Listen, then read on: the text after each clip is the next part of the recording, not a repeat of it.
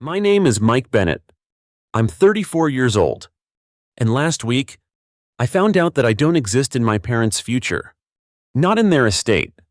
Not in their plans. Not even in their will. Everything, every cent.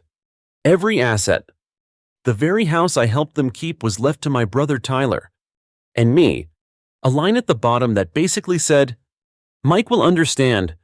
Understand what? That the last 5 years of supporting them financially meant nothing. That my role was never son, but provider with no rights. That blood ties don't protect you from being treated like an afterthought. No, I don't understand.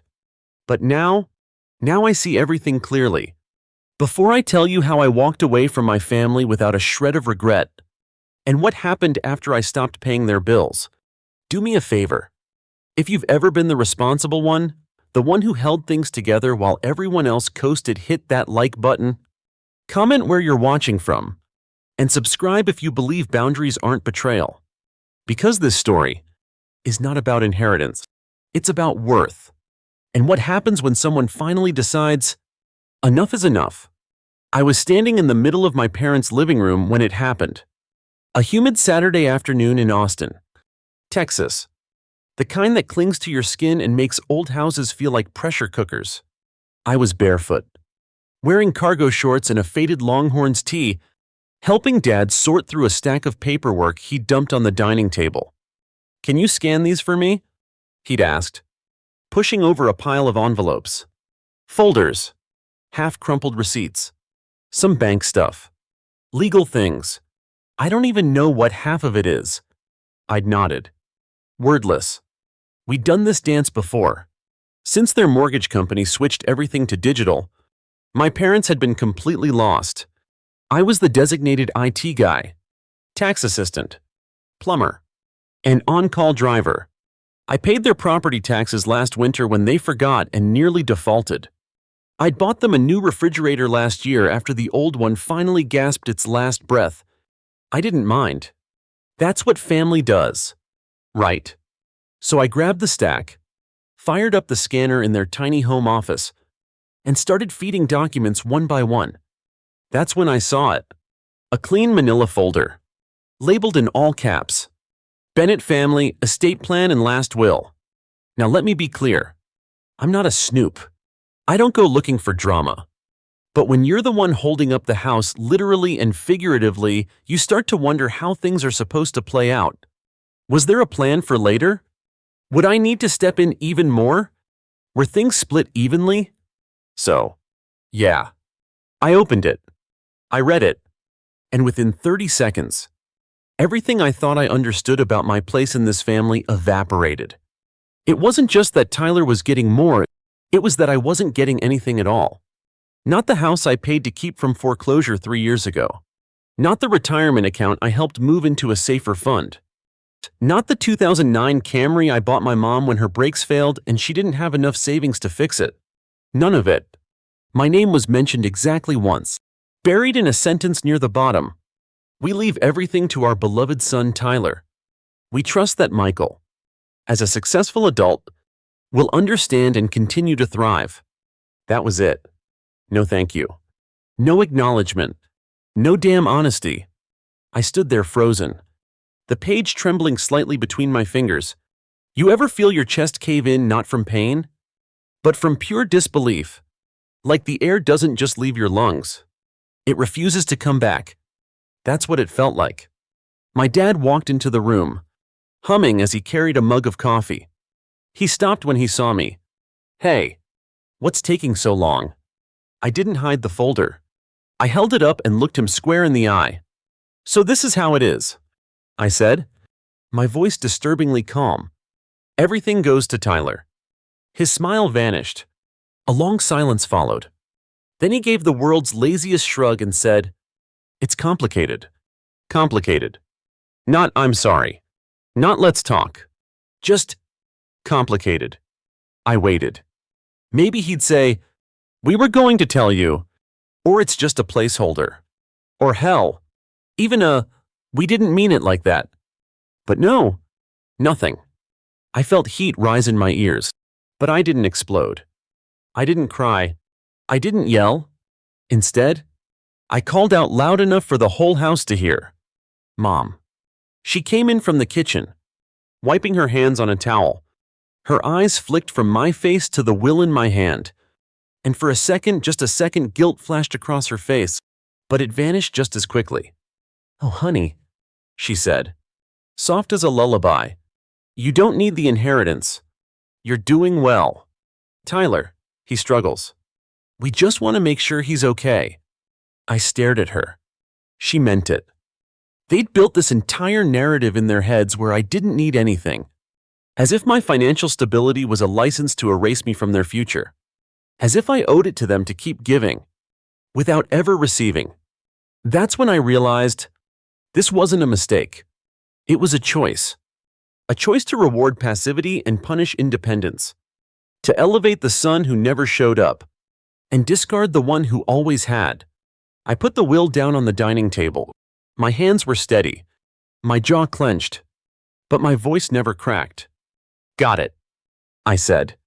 And then I walked out of the house, out of the role I had been cast in, out of the story they wrote without me. I could hear my mother calling my name, my father following me to the front door, shouting something I didn't register. But I didn't stop. Not once. I got into my car, turned the key, and drove. The driveway faded in the rearview mirror, but the ache in my chest did not. It wasn't until I got home that I pulled open my desk drawer and found it. The old thank you card from Mom, dated July 2019, handwritten in her slanted cursive. Thank you for covering Dad's surgery. Sweetheart, we don't know what we'd do without you. I stared at it for a full minute. Then I struck a match. The flame curled its edges, blackened the ink. I dropped it in a coffee mug and watched the ash settle like snow. And that was the moment I decided. They chose Tyler. Now it was my turn to choose me. And just when I thought it couldn't get more insulting, the texts started coming in. First from Dad, then from Mom, and finally, from Tyler. That's when it got personal. It's strange how fast things fall into place once something breaks. After I walked out of that house, I didn't call. I didn't answer. I didn't offer to fix the back porch like I'd promised the week before. I didn't check whether Mom remembered her cardiology appointment. I didn't transfer anything into the shared tax account I'd set up for them 2 years ago. And at first, nothing happened. Radio silence. That's when I realized they were used to me being quiet. They thought this was just another one of my moods. A phase. A pout. They didn't know I was done. The first text came about 10 days later. Just one line. From Dad. Property taxes due 4/18. Can you handle it? No greeting. No apology. No acknowledgement of the will. Of what they'd done. Just a line. A task. I stared at the message, mouth dry. I could almost hear his voice in that sentence, calm, firm, assuming, as if nothing had changed. I typed back, I'm sure Tyler will handle it, since the house is his and all. And I hit send. No emoji, no signature, no love you. 5 minutes later, my mom called. I let it ring out. Then came another text. Mike, please don't be like this. We need to talk. I didn't respond. I couldn't. Not yet. I sat there in my apartment, a clean, quiet space. I'd made my own and felt something unfamiliar. Not guilt. Not anger. Freedom. The air tasted different. My lungs didn't feel like they were wrapped in obligation. But the silence didn't last long. 3 nights later, Tyler broke it. His name lit up on my phone just before midnight. Dude, why are you being such a drama queen? It's not a big deal. Just help them out like you always do. I laughed out loud. Not because it was funny, because it was so on brand. Tyler had always been like this, entitled, smooth-talking, effortlessly lazy. He was the kind of guy who could screw up royally and somehow walk away with praise for trying his best. He'd dropped out of college twice, tried becoming a podcaster, a crypto guy, even a freelance documentary producer for a while. My parents funded every idea. He'd been living at home rent-free since 28, using their house like a web workspace while I paid for the actual bills they were too embarrassed to admit they couldn't handle. And now, he was telling me I was being dramatic. I typed back, "No worries. You're the favorite. Remember, I'm sure you've got it covered."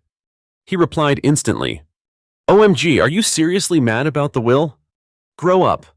Man, it's just money. Just money. The same money he had never earned.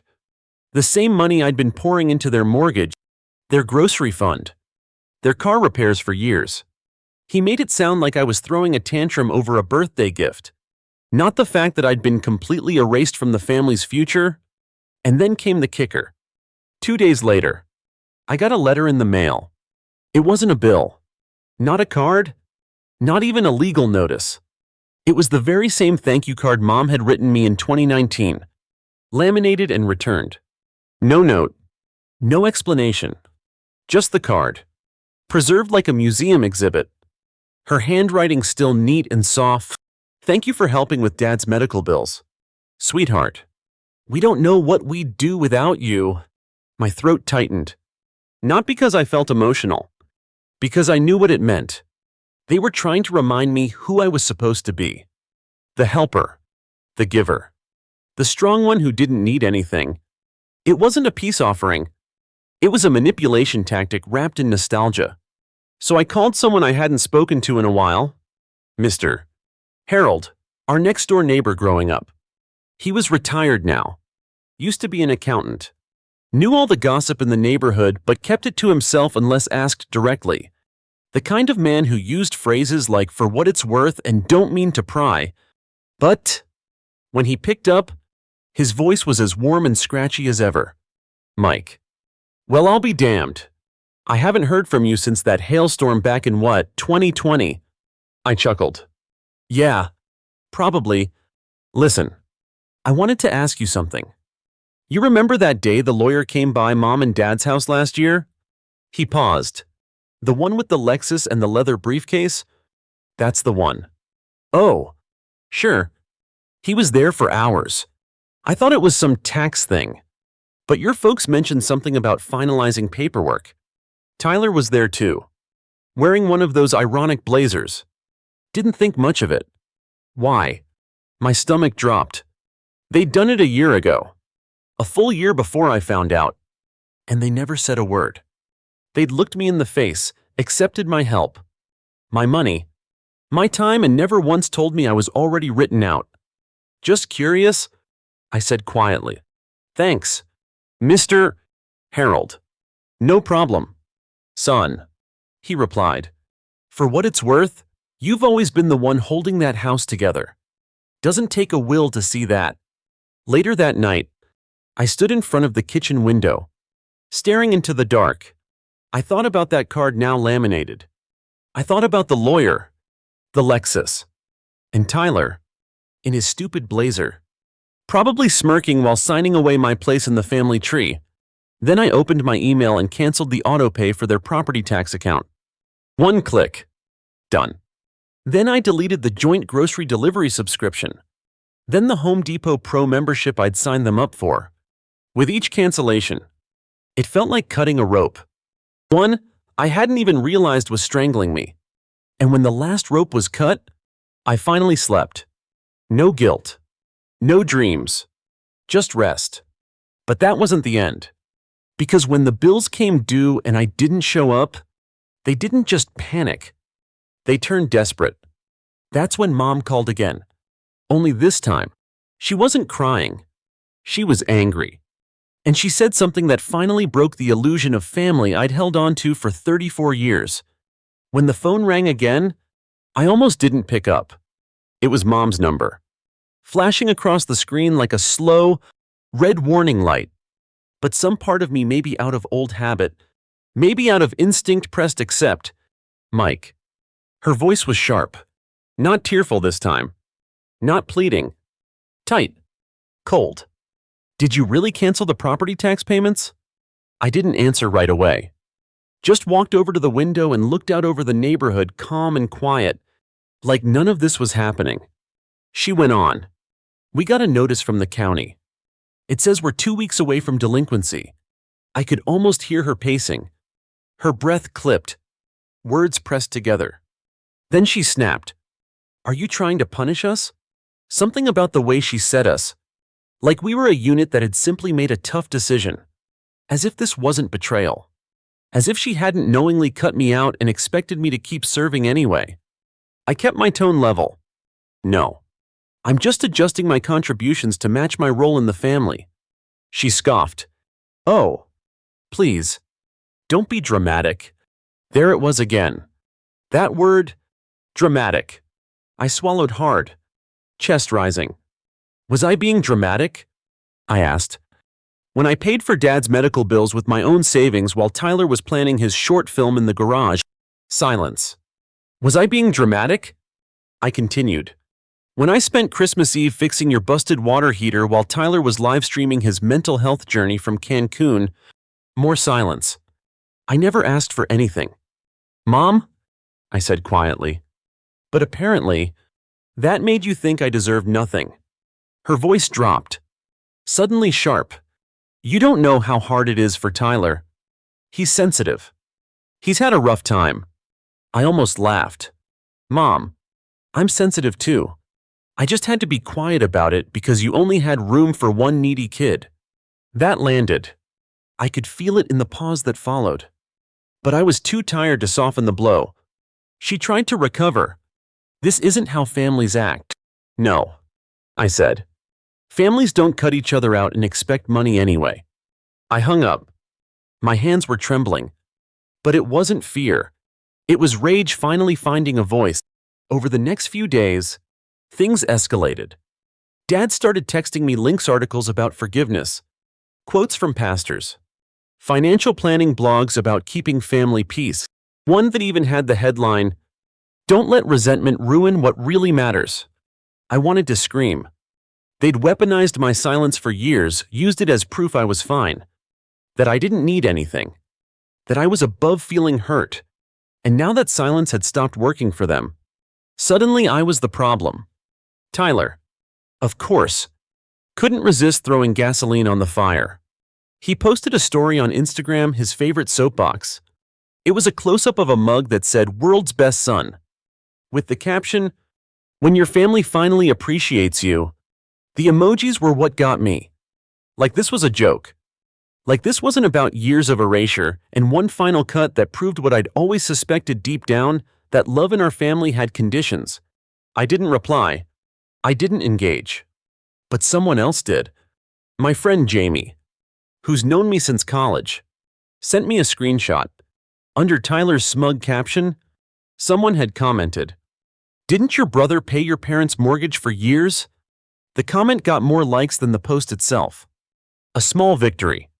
Sure. But it felt like validation in a sea of gaslighting. Then came the real fallout. I got an email from my mom. Subject line, "We need to talk about the house." It was long, rambling. Part guilt, part manipulation, part we just didn't know how to tell you. She wrote things like, "You were always so independent. And we thought you didn't care about legacy stuff." I could almost hear her rehearsed tears behind the screen. Buried in the third paragraph was the real reason. "If we can't cover this year's taxes, the county may put a lien on the house." Ah, there it was. Love. Expressed through financial panic. I didn't reply. Instead, I went to the drawer where I'd kept their bills. Their paperwork. The file marked Bennett Household Shared Finances. And I shredded every single page. Not out of anger, but as a ritual. A funeral for a role I was done playing. That Friday, I went to visit Mr. Harold again. He was trimming his hedges, the sun glinting off his shears. "Hey there, son," he said with a wave. "Your folks doing okay? Saw your dad at the mailbox looking tense." I shrugged. "I think reality's catching up." He chuckled. "Well, sometimes it does that." Then he looked at me a little longer. "You know," he said, setting the shears down, "when you were a kid, Your mom used to brag about you. Said you'd be the one to make it out. Go far." He paused. "But when Tyler got that DUI a few years back and you bailed him out, I remember her saying something different. Said Mike will always be the one to clean up. It's just how he is." He sighed. "I think somewhere along the way, they stopped seeing you as a son, started seeing you as insurance. That hit harder than I expected. But it also clarified everything. I went home and opened the scanned copy of that thank you card again, the one from 2019. The one they'd sent back to me like a receipt. 'We don't know what we'd do without you.' Well, now they knew, and I was done. But I wasn't finished. Because while they were busy scrambling, I was starting to plan. I had no intention of begging for a place in their will. But I did intend to make sure they felt what it was like to be erased. I never wanted revenge. That's the part most people misunderstand. I didn't walk out of that house with some Hollywood plan to burn bridges and watch everything collapse in slow motion. What I wanted was distance. What I needed was dignity. But when someone treats your silence like permission, sometimes you have to remind them what your absence really costs. It started with a list. A literal one. I opened my notes app and typed it out.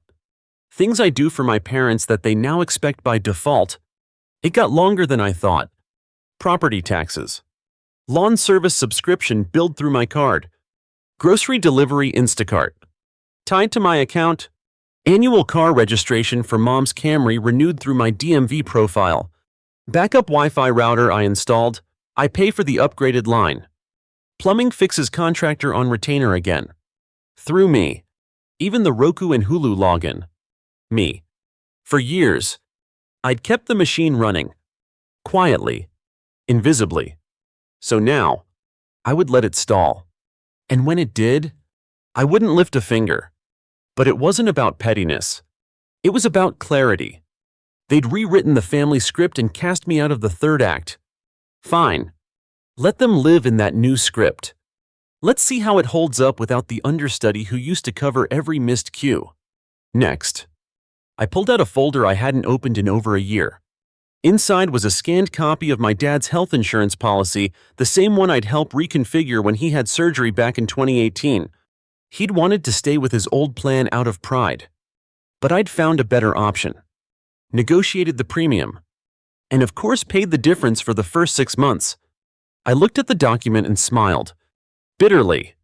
He'd signed this page with shaky hands the day after the operation, thanking me with tears in his eyes. I remembered thinking, this is the moment he sees me. I was wrong.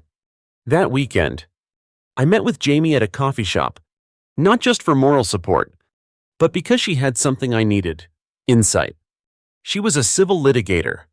Brilliant, unfiltered, and utterly allergic to emotional manipulation. I slid the estate paperwork across the table. Can I show you something?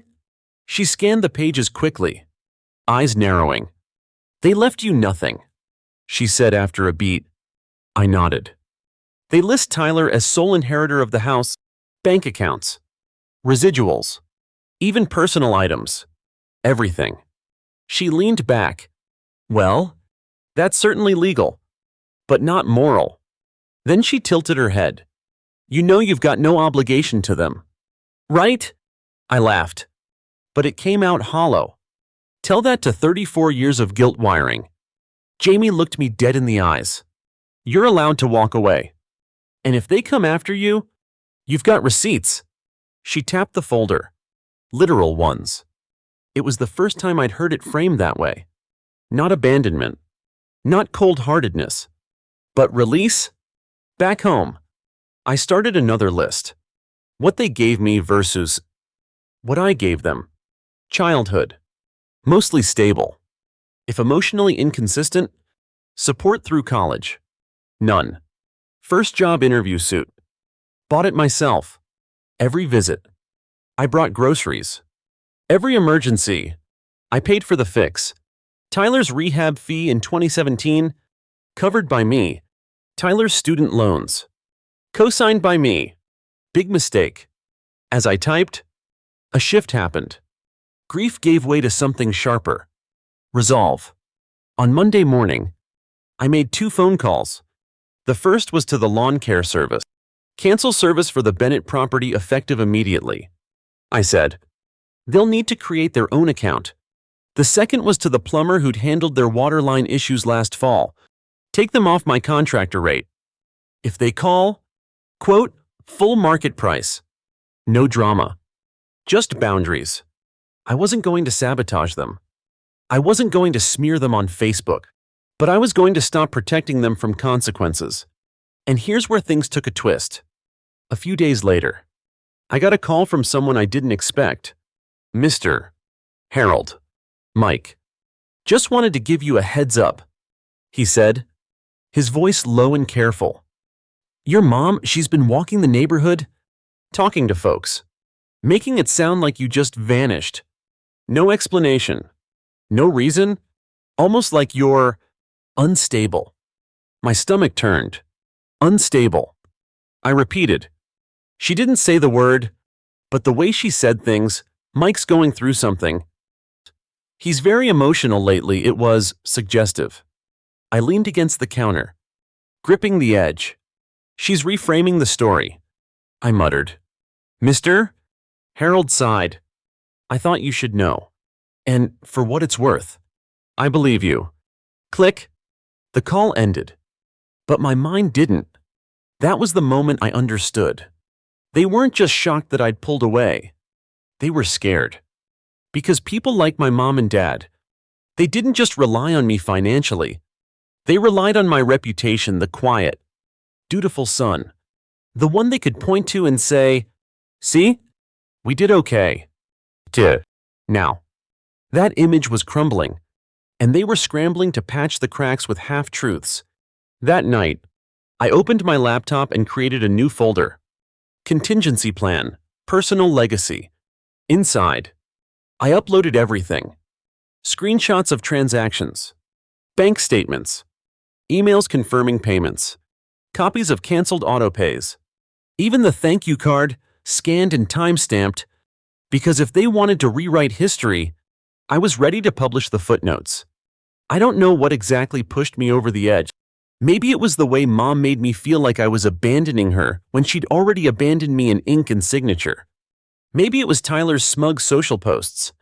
Maybe it was how everyone assumed I'd just come around eventually. But what I did next wasn't about revenge. It was about narrative. If they get to tell a story about who I am, then so do I. So when the next bill arrived, I didn't ignore it. I forwarded it. And in the subject line, I wrote, "Please contact the rightful homeowner. I no longer exist in this household." I didn't need to scream. I didn't need to slam doors or post long rants on Facebook. All I had to do was stop playing the role they cast me in. And trust me, when someone's whole life depends on your silence, your absence is the loudest thing in the world. The first real hit landed 2 weeks after I canceled everything. A brown envelope from the city arrived at my parents' house. It wasn't a late notice. It was a lien warning. The kind that says, pay this amount by X date, or the county starts collection procedures. They panicked. I know this because Tyler texted me at 2:03 a.m. Hey man, WTF is going on with the tax stuff? I thought you were just mad. Not trying to screw us over. I didn't reply. Not to him. Not to my mom. Who followed up with, Mike, we can't pay this right now. This isn't fair. Can't we just talk like adults? That line made me laugh. Because when they excluded me from the will, there was no talking, no discussion, just ink and signatures. So now I was returning the favor. But I wasn't just being passive. I was precise. Remember that subject line from the email? Please contact the rightful homeowner. I no longer exist in this household. I BCC'd it to the HOA, the insurance rep. And just to twist the knife, a copy to Mr. Harold. Not to humiliate them, but to make sure the narrative couldn't be quietly rewritten behind my back. No more whisper campaigns. No more Mike's going through something.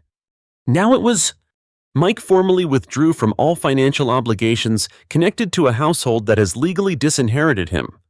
Clean. professional, unapologetic. 3 days later, I got a call from a lawyer. Not theirs. Mine. I'd asked Jamie to refer someone. Just in case. This guy David Cho had a quiet voice but a killer instinct. He'd reviewed the estate documents and confirmed everything I feared.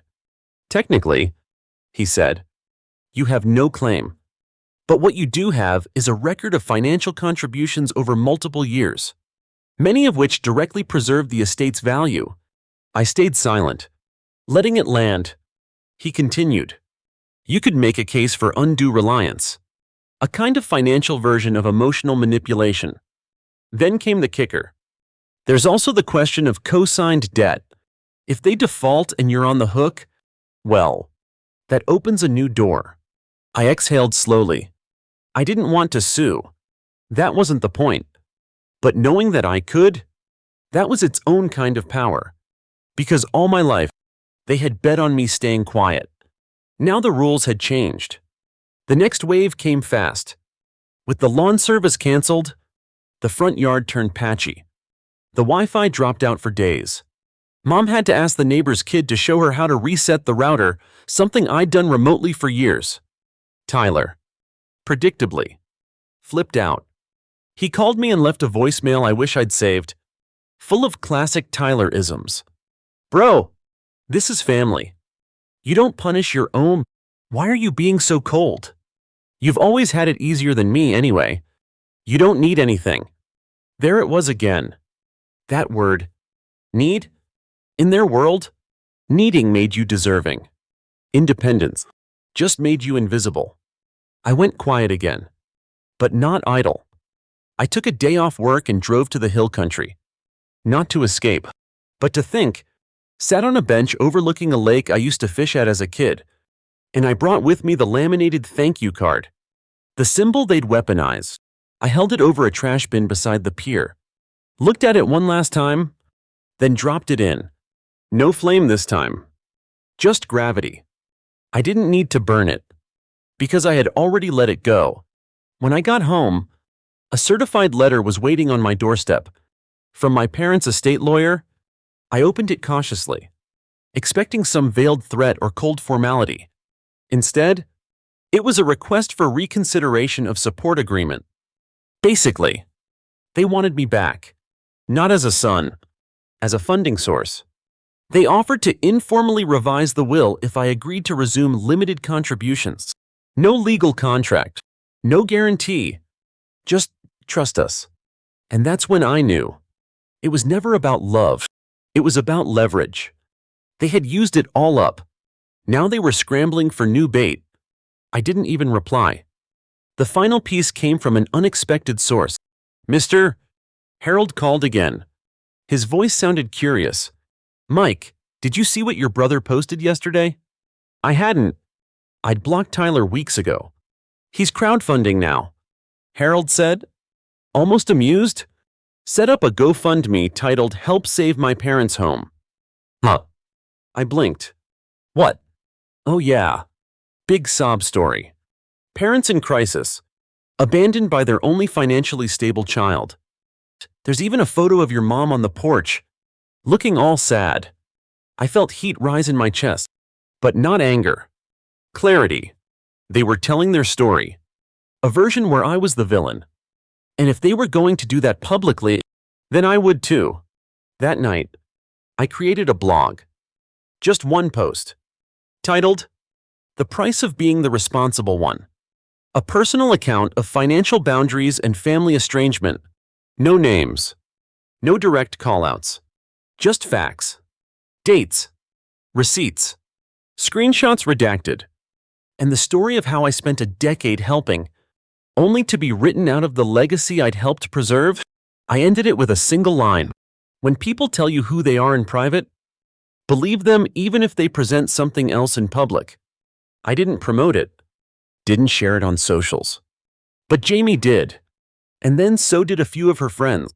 And then it caught fire. By the end of the week, Tyler had taken the GoFundMe down. The truth had legs. And for once, I wasn't the one cleaning up the mess. I thought that was the end of it. Until I got a call from someone I never expected. A relative I hadn't spoken to in years. And what they told me changed everything I thought I knew about my parents' plan. The call came on a Tuesday morning, right after I'd finished folding laundry. I almost didn't answer. It was a number from Michigan I didn't recognize. But something nudged me to pick it up. Mike. It's Aunt Carla. I hadn't heard her voice in over a decade. My mom's older sister.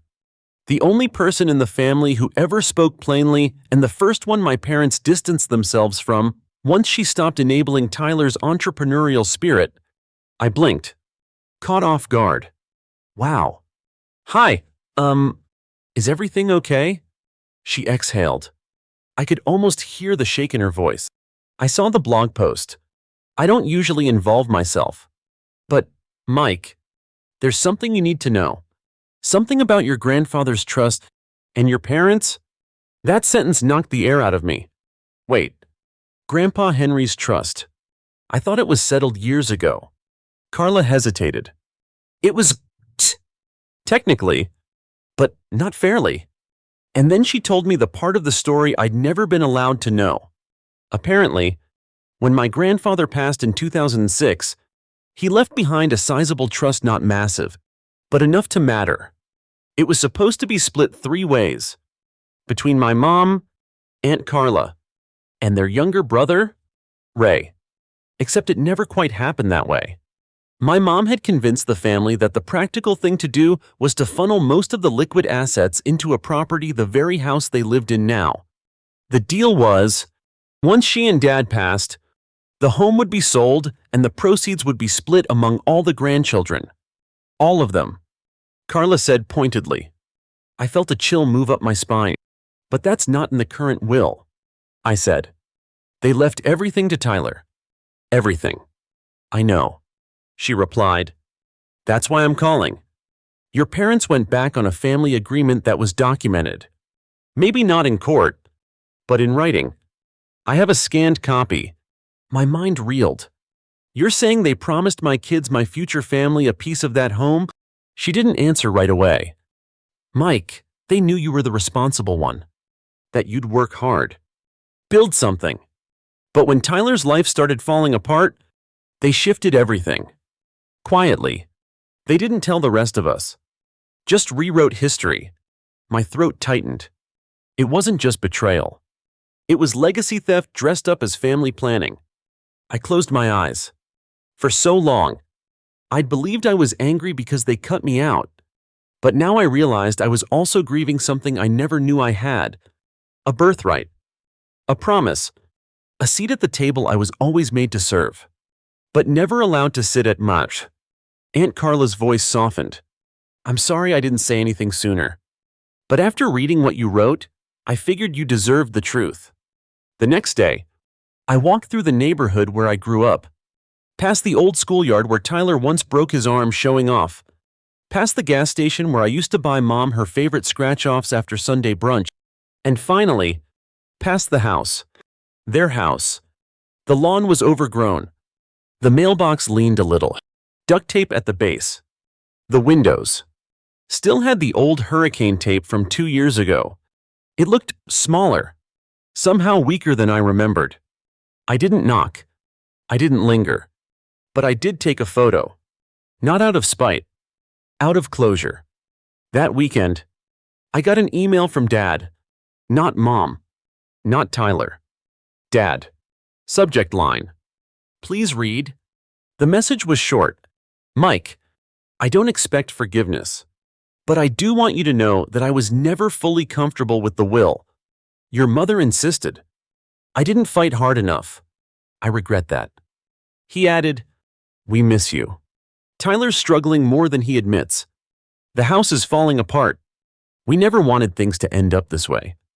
And then, in one final sentence, if there's still any way back from this, I'm listening. I stared at the screen for a long time. I should have felt relief. But all I felt was late. Everything they said came after the reckoning. Not before the cut. Not during the silence. Only once they were left alone with the consequences did they rediscover regret. It wasn't enough. Still, Something shifted in me that day. I didn't reply, but I also didn't delete the email. Because I realized this wasn't about winning. It was about stopping the cycle, about making sure no one ever mistook quiet resilience for unconditional servitude again. 3 days later, I sent one final message, not to them, to Aunt Carla. Just 5 words.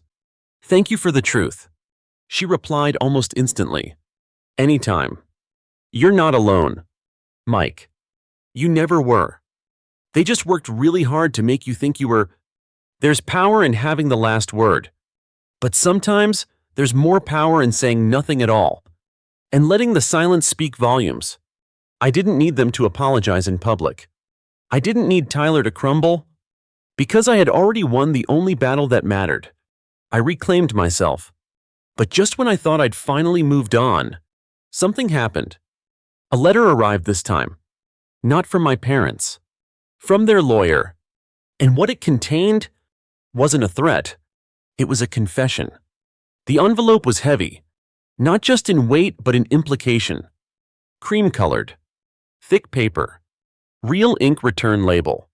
Law Office of Cynthia E. Shorewood. My breath caught the moment I saw it.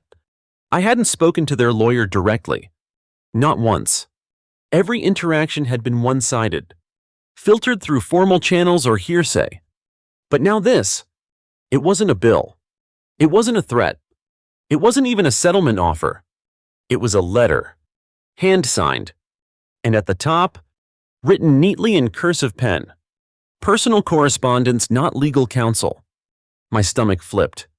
I sat down on the kitchen stool, slowly peeling it open with one thumb, half dreading, half hoping. Inside were 2 pages. Page 1. A formal cover note. Mr. Bennett, I am writing this in a personal capacity. As someone who has observed the evolution of your family's estate situation over the past year, this message does not constitute legal advice. However, in reviewing documents shared with me by your parents, I came across something I believe you deserve to know. My eyes flicked to the second page, typed neatly, organized. A scanned excerpt of a 2019 will draft. I froze. This version never filed. Never enacted listed me and Tyler as co-beneficiaries. Equal shares of the house. Equal shares of the investment accounts. It was balanced. Fair. The last known version to acknowledge my contribution. But then, I saw the margin notes. In blue ink. Scrawled in familiar handwriting. Mom's. Next to my name. Mike will be fine either way. He doesn't need us. Underlined. Twice. I blinked. Let out a breath I didn't realize I was holding. Because there it was. The entire philosophy they'd built their decisions on. Written not in cruelty, but in assumption. I was strong. I was capable. Therefore, I could be discarded. Because I didn't need them. I stared at those lines for a long time. It wasn't malicious. It wasn't calculated. It was worse. It was convenient. They had traded fairness for ease. They let Tyler remain the golden child. The one in need. Because assigning him that role kept them needed. 2. And me? I was their insurance policy with a silent clause. No returns. No recognition. Just quiet coverage. I folded the pages, placed them back in the envelope, and tucked it into my bookshelf. Not out of spite, out of clarity. Because finally, the story was complete. They hadn't removed me out of hatred. They'd removed me out of certainty that I'd survive. And the cruel irony, they were right. I did survive. But not in the way they imagined. These days, people still ask me if I regret going public with the blog. If I feel guilty for airing dirty laundry, my answer, no. Because truth isn't dirty. It's just uncomfortable. And sometimes, discomfort is the only thing that stops patterns from repeating. Let me say this. For anyone who's ever been the responsible one, you are not selfish for wanting reciprocity. You are not dramatic for needing acknowledgement. And you are not cruel for enforcing boundaries after being pushed too far.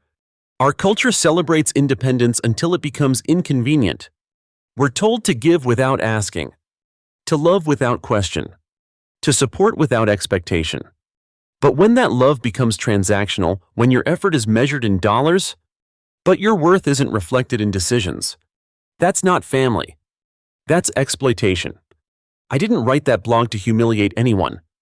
I wrote it to remind myself and maybe others like me that silence isn't always noble. Sometimes, silence is a cage. And breaking it, that's how you breathe again. As for my parents, we haven't spoken in months. I hear from Mr. Harold occasionally. He says the house is quieter now. Tyler moved back in full-time. Apparently, he's trying to flip NFTs or start a podcast or whatever the flavor of the month is for creatives who've never paid a utility bill. Mom still walks the neighborhood, but she keeps her head down. Dad, he mows the lawn himself now. Badly. It's poetic. In a way, the house they tried so hard to protect is slowly unraveling not from outside forces, but from within. Because houses don't fall when you lose money. They fall when you lose integrity. Do I miss them? Some days. But mostly, I miss who I thought they were. And that's the part that takes the longest to heal. Aunt Carla and I talk often now. Last month, she mailed me something. A framed photo from 2005. Christmas Eve. All the cousins. Laughing. I'm in the corner, holding a tray of cookies. Not looking at the camera, but smiling genuinely. She included a note. You were always the glue, Mike. They just didn't realize what happens when the glue walks away. I hung it in my hallway, right beside the front door. Not out of nostalgia, out of proof. Proof that I was there, that I gave, that I mattered. Even when they didn't say it. So what now? Now, I live. Fully, on my own terms. No more bending over backwards for people who only lean on you when it's convenient. No more shrinking to keep others comfortable. And most importantly, no more waiting for love that comes with conditions. If you've listened this far, maybe you've been there too. Maybe you've played the role of the good child, the strong sibling, the fixer, the quiet one. If so, hear this. You are allowed to rewrite your story. You are allowed to walk away from roles that were handed to you instead of earned. You are allowed to want peace more than proximity. And you are not the villain. Just because you finally said, enough. I never got another thank you card. But that's okay. Because now, I write my own. Story 2. My name is Ethan Taylor. I'm 33, single, and I live in a modest 2-bedroom apartment in Austin, Texas. Until last weekend, I genuinely believed I was doing everything right as a son, a brother, a decent human being, dependable, quiet, helpful, invisible but helpful. And then came the wedding. My younger brother Brandon got married to Sabrina Clark, the kind of woman who makes you feel underdressed just by glancing in your direction. The whole thing was hosted at a vineyard resort in Napa Valley, tastefully extravagant. Of course, Sabrina wouldn't have it any other way. I flew out early, checked into the cheapest motel within a 30-mile radius, and arrived at the venue hours before the ceremony. I even wore the navy suit Mom gave me for Christmas 2 years ago. Back when she still wrapped presents with handwritten tags. In my jacket pocket was an envelope containing a $1.500 check.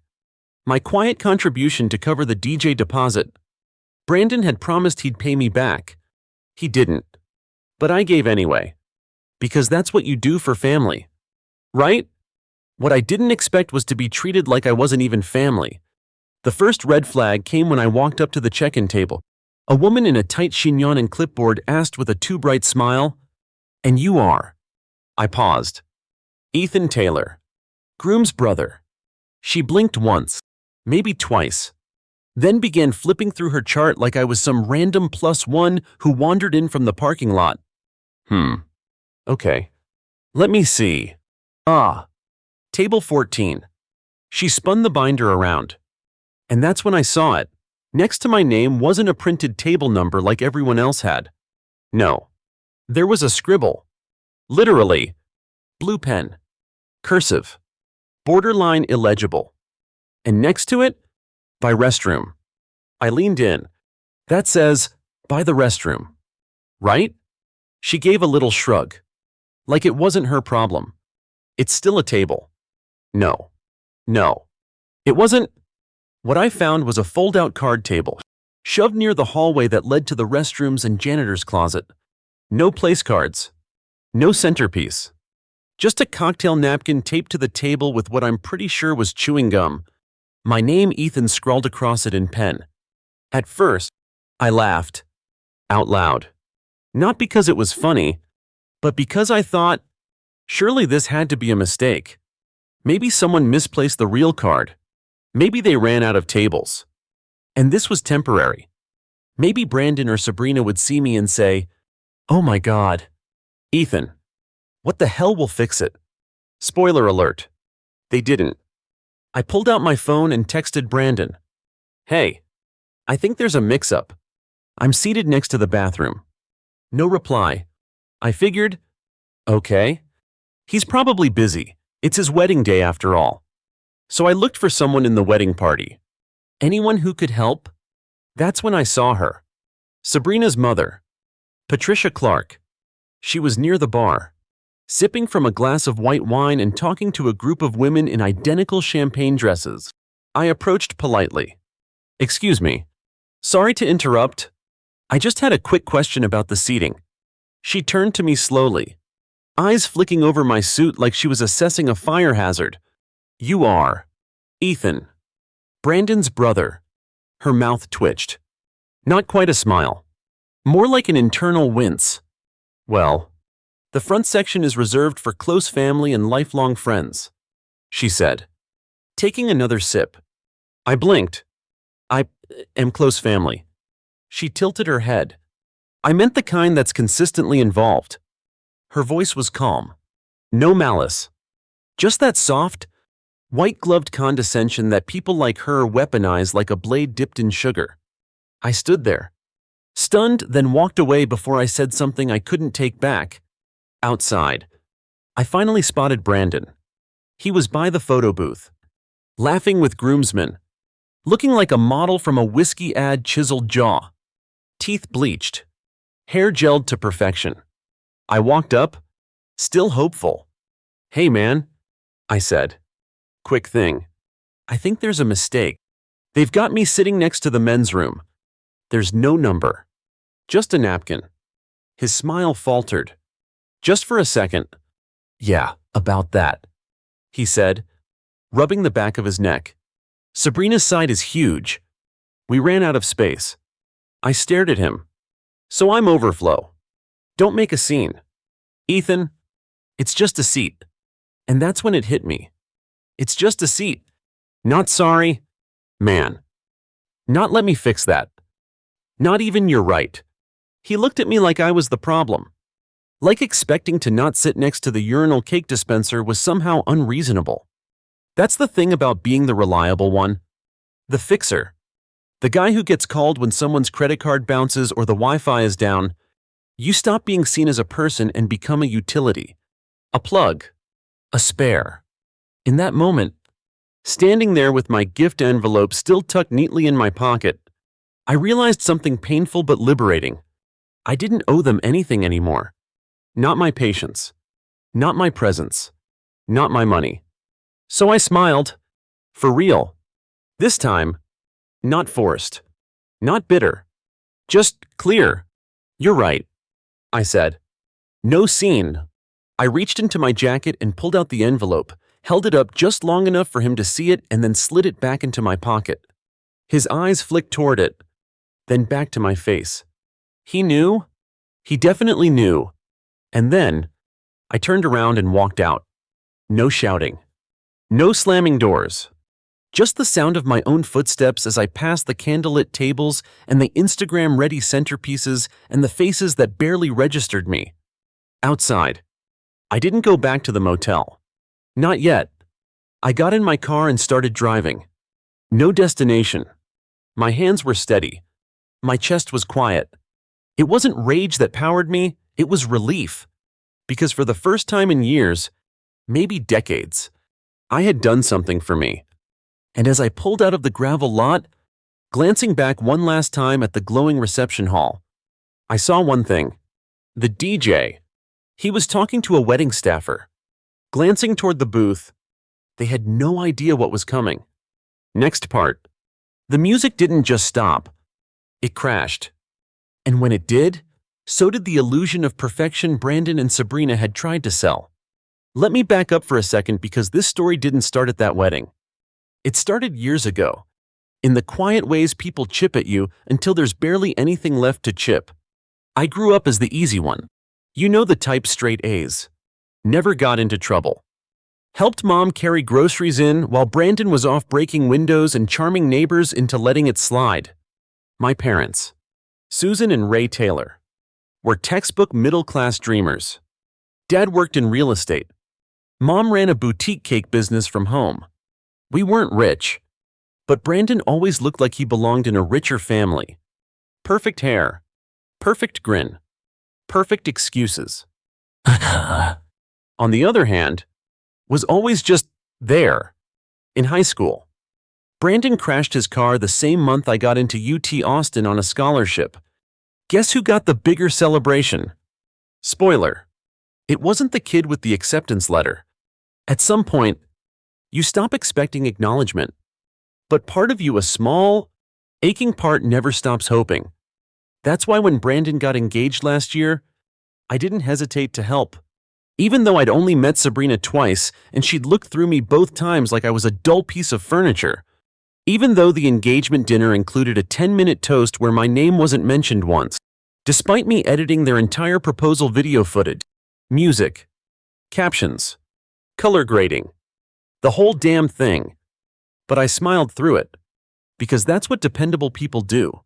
So when Brandon called me, all frantic, 3 weeks before the wedding because their original DJ backed out and the new one was charging a steep deposit, I wired the money the same day. I didn't tell anyone. Not even my best friend Andrew, who later told me, "Man, you gotta stop funding people's Pinterest weddings like it's charity."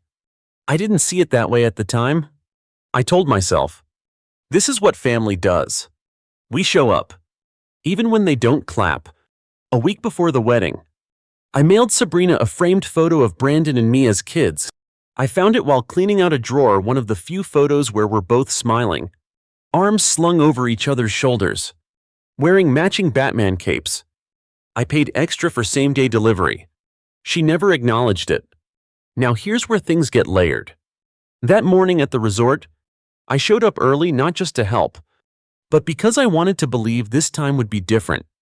That maybe, just maybe, I'd be seated at a table near the head, maybe introduced as the guy who made all this possible, even if just for a second. Instead, I found my name on a crumpled cocktail napkin, stuck to a card table near the hallway, stinking of antiseptic and toilet paper. And not even my full name, just Ethan. Like I was a forgotten intern. I stood there, staring at that flimsy napkin like it was a death certificate for my last shred of self-respect. That's when I saw it. The framed photo. The one I sent. It wasn't on the welcome table. Not on the slideshow table. Not anywhere near the memory corner filled with pastel Polaroids of Brandon's college adventures and Instagram-perfect couple selfies. It was on the floor, behind the gift table. Half hidden under a rolled-up rug someone had kicked against the wall. Dusty. Face down. That moment did something to me. I didn't cry. I didn't yell. I just picked it up, dusted it off, and looked at the two kids in Batman capes one more time. Then I walked quietly into the men's room and dropped it into the trash. Let that sink in. I threw away the last picture of us as brothers. I washed my hands afterward. Not because they were dirty, just because the motion felt right. Like I was cleansing something bigger. And as I stood at that sink, staring into the mirror under fluorescent lights that buzzed slightly off rhythm, I thought, this is what being erased looks like. It's not loud. It's not even cruel. It's indifferent. I didn't go back to the table. I didn't eat. I didn't sip from the plastic flute of sparkling rosé someone handed me. I drifted through the venue like a ghost. Nobody noticed. Until Paul did. Now Paul, he's Sabrina's cousin. Mid-30s. Works in post-production for some TV studio in LA. I'd met him at the rehearsal dinner. He was the only one who'd complimented the proposal video edit. And I remember thinking, finally, someone gets it. That day, he was walking around with a camera, documenting everything for Sabrina's behind-the-scenes wedding reel. Candid shots. Laughter. B-roll of flowers blowing gently in the breeze. Instagram-able moments engineered to look spontaneous. He spotted me standing near the kitchen hallway and lowered his camera. "You good?" he asked. I shrugged. "Yeah. Just dodging the restroom breeze." He looked past me, saw the table, the napkin. His brow furrowed. "Wait, is that your seat?" Apparently, he looked genuinely embarrassed. "Man, that's messed up." I didn't respond. I didn't need to. He knew, and that was enough to shift something. Because in that moment, I realized not everyone in that place was blind. Some saw it. Some just didn't speak up. But I would. That's when I made the call. I stepped outside, away from the music and champagne chatter, and called Marcus the DJ, a friend of a friend. I'd handled all the booking and payment myself. I told him I'd be covering the remainder on site, if things went well. I told him they hadn't. And Marcus is a man of principle. When I said, "Shut it down after the second dance," he didn't even hesitate. "Copy that," he said. "Let's make it clean." I ended the call and looked back toward the resort's arched doorway. Through the glass, I could see Brandon twirling Sabrina under string lights, her veil catching in the breeze like something out of a bridal magazine. It was perfect. Too perfect. But perfection is fragile when built on exclusion. And in less than 30 minutes, I'd watch it collapse from the outside looking in. I wish I could tell you I walked away from that venue and never looked back. But I didn't. I stayed. Not out of spite or obsession, but because sometimes the only way to understand how deep a wound goes is to watch the knife twist. I took the long path back toward the reception, weaving through the hedges by the catering tents. From a distance, I could hear the faint chime of glassware, the laughter that sounds more like performance than joy. A wedding doesn't hum, it buzzes. With pressure, with pageantry, with the hope that no one blinks long enough to see the cracks. When I stepped onto the flagstone patio, no one noticed. I didn't expect them to.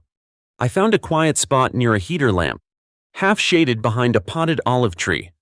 From there, I had a clear line of sight to the dance floor.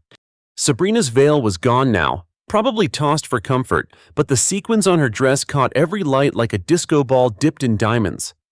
Brandon stood beside her, sleeves rolled, cocktail in hand, grinning like a man who thought he'd won. "Ladies and gentlemen," the DJ's voice came over the speakers, warm and smooth. "It's time for our bride and groom's first dance as husband and wife." The crowd applauded. Some pulled out their phones. Others leaned in. I didn't move. I already knew what was coming. The music began John Legend. Of course, something soft, cinematic, syrupy. Brandon took Sabrina's hand. She smiled for the cameras.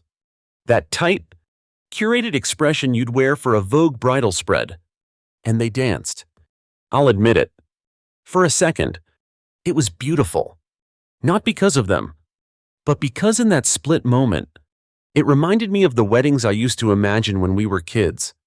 Back when family meant backyard barbecues and not RSVP tiers. But beauty built on exclusion doesn't last. 2 minutes in, the track skipped. Just once. Then again, and then silence. The crowd stirred. Someone laughed nervously.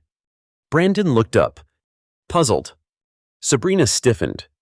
She turned to the DJ booth, mouthing something I couldn't read. The DJ leaned into his mic. "Sorry, folks. Looks like we're experiencing some technical difficulties. Please hang tight." He didn't look sorry. Not even a little. I watched Brandon walk toward the booth, They exchanged words, calm at first, then sharper. Sabrina stayed planted on the dance floor, lips pressed tight, the kind of expression that said, "This was not in the mood board." Then came the moment, Brandon's voice, loud enough to carry. "You were paid in full. Fix it." And the DJ, cool as ice. "Actually, you weren't." Gasps rippled. A few heads turned. Paul, the cousin with the camera, instinctively raised his lens before hesitating, then pressed record. I caught Brandon's expression as he realized. As the words clicked into place, his head turned slowly, scanning the crowd, searching. And then he saw me. I didn't hide. I stood up from behind the olive tree, smoothed my jacket, and held his gaze. That's when it hit him. I didn't need to say anything, because I already had. With silence. He started toward me but stopped halfway, intercepted by Sabrina, who hissed something into his ear with the force of a woman watching her fairy tale unravel. Meanwhile, the music still hadn't returned. People began murmuring. The spell had broken. That's the thing about moments like these, they don't explode. They erode. Slowly, subtly, a glitch here, a silence there, until the illusion buckles under its own weight. I slipped away again, unnoticed now because people had bigger things to whisper about. I made my way around the back of the tent, where a catering staffer was sitting on a crate, hunched over his phone, clearly on break. He couldn't have been more than 19. His name tag crooked. Luis. He looked up as I passed. "You okay, man?" he asked. Genuine. I paused. For a moment, I debated brushing him off. But instead, I reached into my pocket and pulled out the envelope, the one with the $1. 500 check still inside. "I was gonna give this to the groom," I said. "But I think you've earned it more tonight." Luis blinked. "Wait, what?" "It's a gift," I said. "Not for the job. For seeing people." He didn't get it. Not fully. But he took the envelope like it weighed more than it did. That moment mattered to me. Not because I needed gratitude, but because for once, I was giving something with no strings, not even emotional ones. That's when my phone buzzed. Text from Brandon. "Was that you?" WTF. I didn't answer. Another ping. "Fix this. Seriously. Don't do this right now." Still nothing. Then, "You're ruining everything." I stared at that one. Let it sit. Because that's what they never get, people like him. People who only see others as pieces in a carefully arranged game. I didn't ruin anything. I just stopped playing. I slipped my phone back into my jacket and walked down the gravel path toward the lot. The night had cooled. My shoes crunched against the stones. Somewhere behind me, someone tapped a mic trying to salvage the vibe. But it was over. And yet one more twist was still coming. Because as I reached my car and slid into the driver's seat, I looked up at the rearview mirror and saw my mother, standing near the entrance, staring at me. Not angry, not ashamed, just unreadable. And what she said to me next, that was the real fracture I didn't see coming. She stood there like a figure pulled straight out of a memory. My mom, in her pale blue dress with the matching scarf she only ever wore to church and weddings. Her posture was rigid, arms crossed, face unreadable against the soft glow of the venue lights behind her. If this had been a movie, I'd have expected tears or shouting. But no, just stillness. Like she'd been waiting for this moment longer than I had. I rolled down my window. Slowly, hesitantly. She didn't move. "Mom," I said, cautiously. I didn't expect. She raised one hand, not to wave, just to pause me. "I saw everything," she said. I went still. My throat tightened. A part of me wanted to start defending myself, explaining the table, the napkin, the picture in the trash, but she beat me to it. "I saw what they did to you." That sentence alone knocked the air out of my lungs. "I asked Patricia where your place card was," she continued, voice low and flat. "She said you were on the overflow list. Like chairs at a damn conference. I almost laughed. Not because it was funny, but because she said it like she'd only just realized the kind of people Brandon had married into. Like it took being a spectator at my humiliation to understand how far I'd been pushed. She stepped closer to the car, hands resting on the edge of my open window. I should have said something earlier, she said. Years ago. Not just today. That was the first time I saw her eyes well up. And I don't say that lightly. My mom is not the crying type. She's a bake something and get on with it kind of woman. I'm sorry, Ethan. The words were simple, soft, but they carried the weight of decades. I didn't come to cause drama, I said quietly. I know, she replied. You never do. We sat in silence for a moment, the kind of silence that isn't awkward, just full. I think I just needed to finally be done, I said. She nodded slowly. Then be done. But don't disappear. Not from me. And right then, for the first time that entire day, I felt something close to warmth. She patted my hand, then turned to go, but not before adding, over her shoulder, you were the only person who made that family work. They just didn't see it. Then she was gone. I watched her walk back inside, not toward the bride, or the spotlight, or even Brandon, but toward Luis, the young caterer I'd given the envelope to. She said something to him. He smiled, nodded, and I realized something. She saw everything, including what mattered. I didn't drive away right away. Instead, I pulled out my phone, opened the Notes app, and typed one thing. Freedom sometimes looks like a folding chair by the restroom, and the choice to walk away from it. I hit save. Then I remembered something else. The DJ. I'd promised him full payment in person, regardless of how the night played out, so I turned off the ignition and walked back toward the side tent, avoiding the main entrance. The vibe inside had shifted, less fairy tale, more high-budget train wreck. Voices were sharper. Laughter was brittle. When I found Marcus, he was packing up cables, humming like a man who had zero regrets about interrupting all of me, mid-bridge. He looked up and grinned. Well, he said, that was poetic. I handed him the second envelope, this one with the remaining payment, in cash. You okay? He asked, sliding it into his case. Surprisingly, yeah. He hesitated, then added, you know, most people just post a rant or ghost the family group chat. That was some ninja-level boundary setting. I smiled.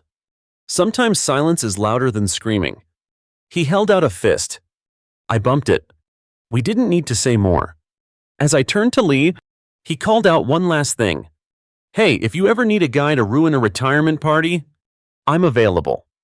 I laughed. For real this time. But that was the light part.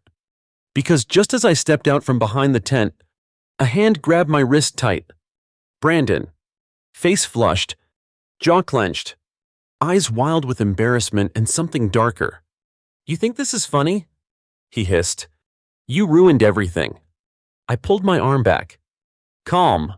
No. Brandon, I just stopped playing along.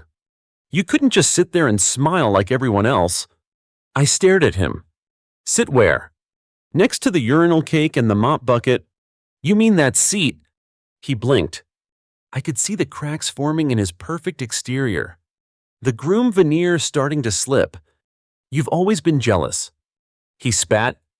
Of everything I have. That was the moment. The lie he told himself out loud. I took a step closer. I'm not jealous of you, Brandon. I pity you. Because everything you have, this wedding, this dream, it's built on people pretending. He opened his mouth, but I cut him off. And tonight, I stopped pretending. He looked like he might hit me, but he didn't. Instead, he did something worse. He smiled. A cruel, hollow smile. You know what the difference is between you and me? He said. What? I'll still have the photos. The posts. The likes. You'll just be a footnote. And he walked away. back toward the flickering lights of a reception that no longer felt like celebration, but salvage. He thought that was the end. But what he didn't know is that someone else had been filming the whole confrontation. I didn't know Paul had been filming. Not at first. While I was standing there in the shadows, heart still pounding from that final exchange with Brandon, Paul stepped out from behind the bar area, camera in hand. Expression unreadable. He gave me a small nod. "You got a second?" he asked. I blinked. "Sure."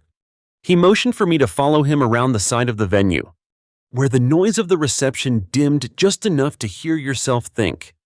The distant clatter of silverware on plates mixed with muffled music and the awkward buzz of a party limping toward recovery. When we were alone, Paul held up his camera. "I didn't mean to record that whole thing," he said, tapping the lens, "but I did." My stomach dropped. "Wait, the conversation with Brandon?" He nodded. "Caught the whole thing. The DJ meltdown, too." I stared at him. "You were filming that?" "I was filming everything." "Ethan, Sabrina asked for full coverage. Said she wanted a raw wedding reel behind-the-scenes stuff. You know?" I half laughed. "That's a little too raw." He smirked. "You're not wrong. But here's the thing, your brother. He said some stuff that shouldn't be scrubbed. The way he treated you. The way that DJ thing played out." Paul paused, shifting the camera in his hands like it was something fragile. "I don't usually say this, but you deserve to be heard." I didn't know what to say.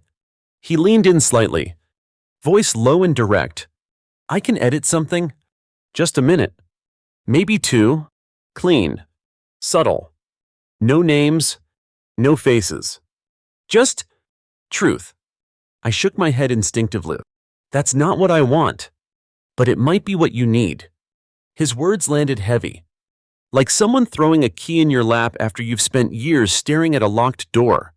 Before I could respond, a shout echoed from the far end of the garden. "Paul." It was Sabrina. Her tone, brittle and sharp, rang out like a snapped violin string. He looked at me, one eyebrow raised. "That's my cue." Then, almost as an afterthought, he said, "Check your inbox tomorrow. If you don't like it, delete it. But don't pretend it didn't happen." And with that, he was gone. I stood there in the dark, unsure whether I felt exposed or seen. Later that night, after finally making it back to my motel shoes, dusty, tie loose, I sat on the bed staring at the ceiling fan. My inbox pinged at 2:14 a.m. It was from Paul. Subject: the footnote. I almost didn't open it, but curiosity is a stubborn thing. I clicked. It was a single video file, 90 seconds long. No flashy transitions. No soundtrack. Just footage of the reception, the napkin table. The glitching song. Brandon confronting me. Our conversation. My words. My silence. It ended on a still frame. Me walking away while Brandon stood frozen. Mid-smirk.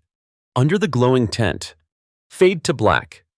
I watched it 3 times. By the 4th, I wasn't angry.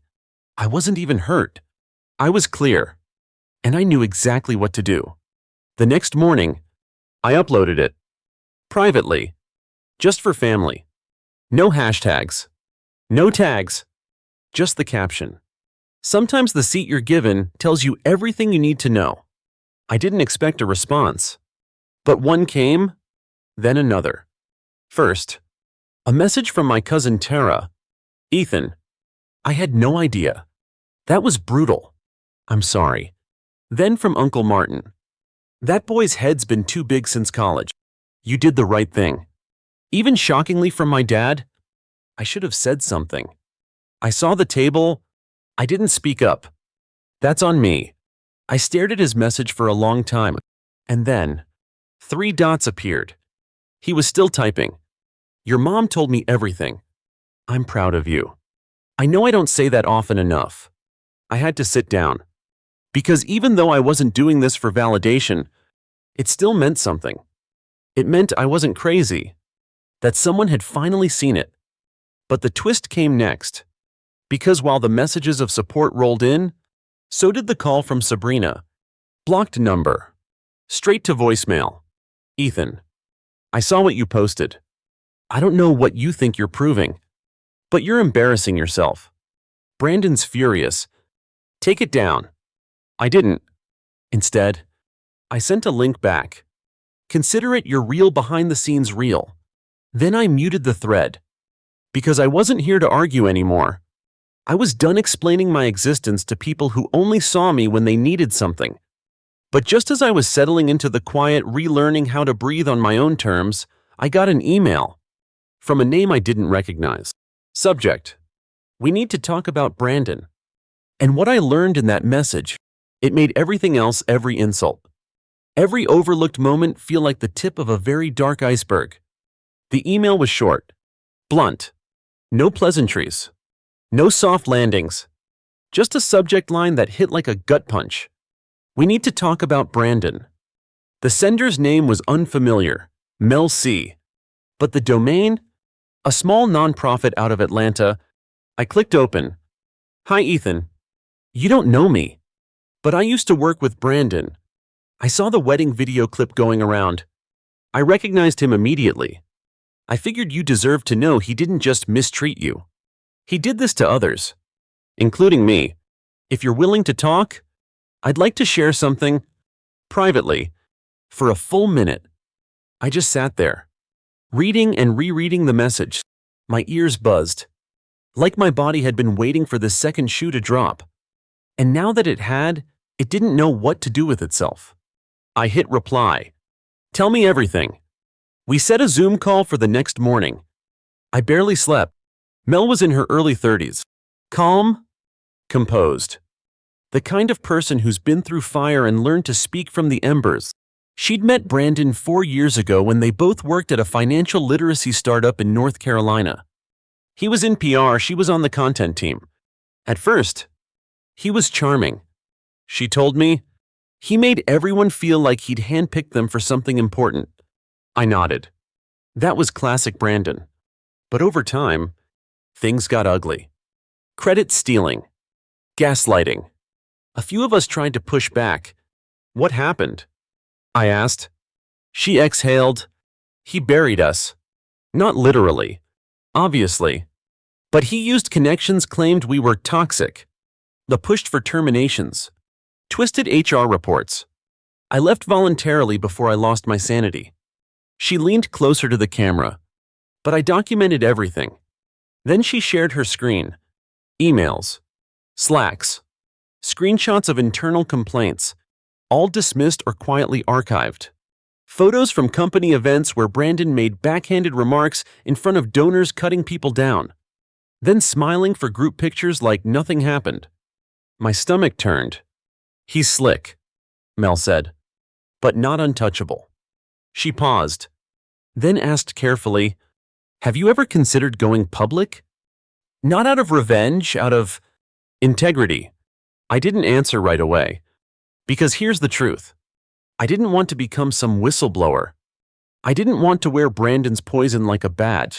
But watching that screen, seeing how many others he'd stepped on, how his charisma was a blade he used when no one was looking, I felt something shift again. This wasn't just about me anymore. This was about patterns, and permission, and silence. Mel offered to connect me with 2 other former coworkers. Both women. Both had their own horror stories, one involving intellectual theft on a grant project, the other, an anonymous harassment complaint that mysteriously disappeared. My inbox lit up again. Paul.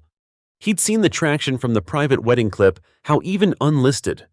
It had been shared through group chats. Cousins. Old family threads. Want to go public. He texted, I'll help cut a tighter version. Keep it focused. Truth. Not tabloid. I hesitated, and then said yes, because maybe the best revenge wasn't silence. It was clarity. The new video dropped 3 days later. No names. No faces. Just a narrated timeline, my voice. Calm and steady. laid over images of folded napkins, distant dance floors, blurred out arguments. The final 30 seconds cut to documents with names redacted but patterns clear. It ended with one sentence on a black screen. "We don't owe grace to people who build their legacy on silence." It went viral within 48 hours. Not because it was dramatic, because it was relatable. Comment after comment poured in. "This happened to my brother. My cousin's wedding was the same. I sat next to the bar mop sink. We need to start talking about emotional exile in families." Some pushed back. "Of course. Petty. Should have handled this privately." But the overwhelming tone? Recognition. Solidarity. Even from strangers. Even from people I hadn't spoken to in years. One night, scrolling through responses, I paused on a name that lit my chest like a bruise. Dad. He'd commented. Not messaged. Not emailed. Just a public comment. I watched it twice. "You said what I didn't have the spine to. I'm sorry. And proud. R.T. That alone would have wrecked me. But then came the final twist. An email. From Brandon. Subject. You win. I opened it. "I don't know what you want from me. Sabrina's humiliated. Our honeymoon was a disaster. People won't stop sending that stupid video. I hope you're happy. You've always been a bitter footnote. Now you're just louder. No apology. No ownership. Just projection. Just venom." And that, weirdly, was the closure I didn't know I needed. Because I finally saw him clearly. Not as the golden child. Not even as a villain. But as someone hollow. The version of the American dream that sells, but doesn't sustain. All shine, no spine. And yet, just when I thought the dust had settled, I got one final voicemail. From someone I hadn't spoken to in over 15 years. The voicemail came in just after midnight. Unknown number. No transcribed text preview, just the blinking icon. Waiting like a sealed envelope on my screen, I tapped play. A breath. Then a voice I hadn't heard since I was 17. "Ethan, it's Uncle Will." I froze. My mother's brother. The black sheep. The man who disappeared after the fallout over a loan, a family business, and a Thanksgiving fight that ended in shattered china and a slammed door. I saw the video. A pause. Didn't even recognize you at first. But once I did, I had to reach out. I sat there, unmoving, as his voice came through like it was traveling across time itself. "I always thought the family let you down. I was part of that. In my own way, I walked away when I should have stayed. You deserved better." Silence. Then, "If you ever want to talk, I'm in Arizona now. Got a small bookshop. Coffee's on me." Click. That was it. No pressure. No demands. Just possibility. And somehow, that hit harder than all the apologies, likes, shares, or messages combined. Because what we chase, when we've been made invisible, isn't just revenge, it's recognition. Weeks passed. Life didn't suddenly become golden. I still woke up some mornings doubting myself. I still saw Brandon's smirk in my mind, heard the sneer in his last email. But something had changed. The silence was mine now. Not something handed to me, but something chosen. I moved to a new city, nothing dramatic. Just enough distance to feel air in my lungs again. I went back to school part-time. Something I'd shelved years ago to support the family. Turns out, you're never too old to reclaim a chapter. The wedding video faded from headlines and DMs, but not from memory. Paul won a small indie award for the edited version. He thanked me privately. Said it reminded him why he picked up a camera in the first place. My mom visited more. No awkward silences. No passive-aggressive comments about Brandon. Just quiet understanding. She brought baked goods and asked about my professors. And the folding chair. I kept it. It sits in the corner of my apartment now. Repainted. Rust sanded away. A cushion added. Not out of nostalgia, but as a reminder. Because that chair, it was never about metal or fabric.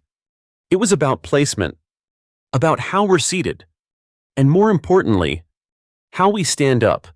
I've spoken at 2 community events since, one for adult siblings in estranged families, the other for nonprofit workers facing workplace bullying. I didn't offer a fairy tale ending. I told them the truth. That justice doesn't always come with fireworks. Sometimes it comes in the form of your own name spoken. Finally, with respect, sometimes it's just one voice saying, "You weren't crazy." Sometimes that voice is your own. One night, months later, I got a text from an unknown number.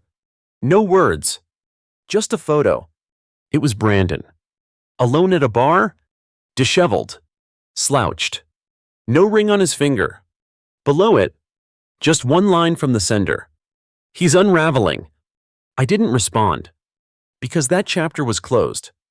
Brandon had built his life like a wedding table, polished, curated, beautiful from a distance. But eventually, every illusion starts to rot when it's built on denial. And me, I didn't need to watch him fall. I needed to watch myself rise. So I turned off the phone, made tea, sat in my folding chair, and wrote the last sentence in a journal I'd started the week after the wedding. I was never a footnote. I was the author. And yet, if you're waiting for one final twist, one last little thread to tug at your heart, there's this. I did fly out to Arizona. I walked into Will's bookstore with 0 expectations. He looked up, blinked, and said, "Well, damn. You look just like your dad. But you carry yourself like your mother." We didn't cry. We didn't rehash the past. We drank bitter coffee. We shelved paperbacks. We sat in silence that wasn't empty. And as the sun set, casting gold across the pine shelves and cracked tile floor, he pointed at the back wall. It was a mural, hand-painted, rough but powerful. At the center, a single folding chair. I turned to him, startled. He grinned. "Told you I saw the video?" We laughed, together. Not because everything was healed, but because healing had finally begun.